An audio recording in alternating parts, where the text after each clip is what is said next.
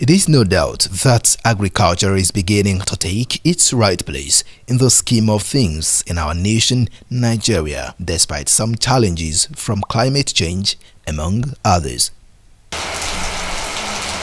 Against this backdrop, stakeholders in the industry from the South South geopolitical zone of Nigeria came together on Thursday, the 11th day of February 2021, at the Institute of Petroleum Studies auditorium of University of Port Harcourt, a one-day policy discourse on the state of climate-smart agriculture technologies, innovations, and management practices. The Vice-Chancellor of the University of Port Harcourt, Professor Stephen Okodudu, represented by Professor Ibiseme Etela, Dean, Faculty of Agriculture, gave his welcome address.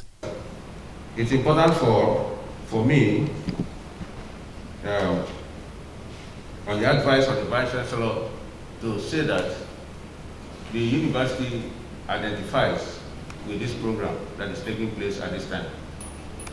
Because at a time like this, when so many things are on ground, the COVID and everything, it's important for us to everything we do to consider the smartness in it. If you allow me to use that word, the smartness in it. Smart in the sense that whatever you're doing, you are conscious of both the environment and the people that are working on it. So that the organizers of this program have chosen University of Port Harcourt at this time for this important program. For us, it's a very welcome idea. According to the keynote speakers, the negative impacts of climate change on food production cannot be overlooked. Since 2008, I have been in the research of climate change, and I know some other persons here too have done a lot of research on climate change. And from the cumulative things research we have done, these are the major variables that we have identified that are affecting agricultural activities in Nigeria, specifically in South South zone. The problems staring us in the face in addressing this are in a very critical area, which we call climate change, on the output of livestock, on the output of all that we do in the agri-food systems. And with this, there is a need for us to cry loud that how do we sustain the agri-food system in the Niger Delta, in the South South geopolitical zone. The event featured a round-table discussion, questions and answers from the participating audience. However, as population increases, demands for food production and supply also increase. In a bid to actualize food sufficiency, thus, the need for smart agricultural innovation. What we're actually doing is an ongoing program. It's a national project that the association won under CADAP S Pillar 4. CADAP S Pillar 4 stands for Comprehensive African Agriculture. We won a project to facilitate the uptake of climate-smart agriculture technologies, innovations, and management practices. Facilitate the uptake and integration into policy. So we've done the first part, which is training people, researchers, members of our lead organizations on climate-smart agriculture technologies and innovation. We train them on what it is and just to improve their knowledge and get them ready for uptake. So the second phase is what we are doing now. We are having zonal policy discourse in all the geopolitical zones in the country. Today, the South South is holding theirs. And after that, we are going to still have a national one to collect all the information from the zone and now come up with our policy brief. Climate smart agriculture is a technology that came up in the wake of increased awareness about climate variability and climate change. Over the years, especially in the last 1 to 2 decades, the issue of climate change kept resonating, and then a lot of people have to devise new ways, new paradigm shift to be able to cope with the exigencies of the risk of climate change.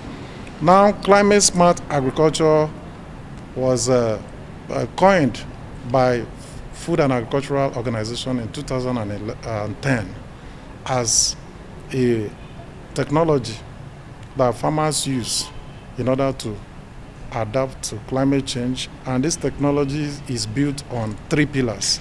One is ability to increase productivity, and thereby making food or food security to become possible, and then eliminate poverty. That is one pillar. The second pillar is it helps in adaptation to climate change. That is, it has a way of building resilience of the agricultural system. Simultaneously, the third pillar is also present in this type of technology. The third pillar is that technology should also be able to mitigate climate change impact, especially be able to reduce greenhouse gas emissions.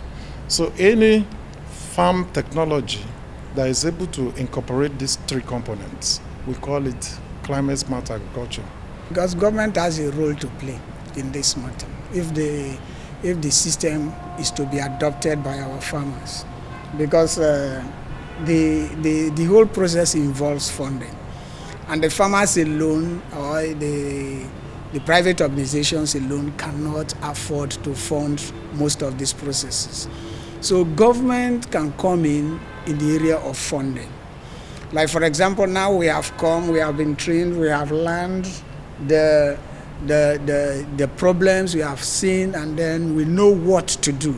It is now the duty of government to enable us transfer the information and the knowledge we have acquired here to the farmers. This is a call for action.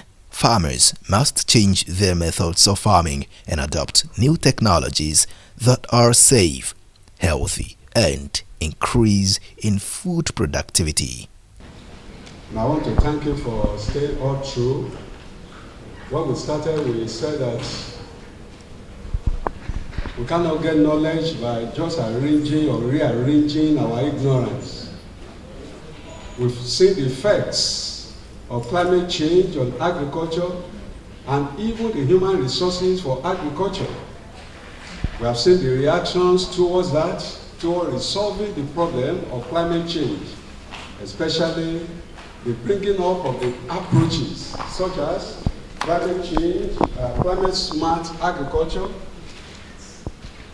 technologies, innovations, and management practices.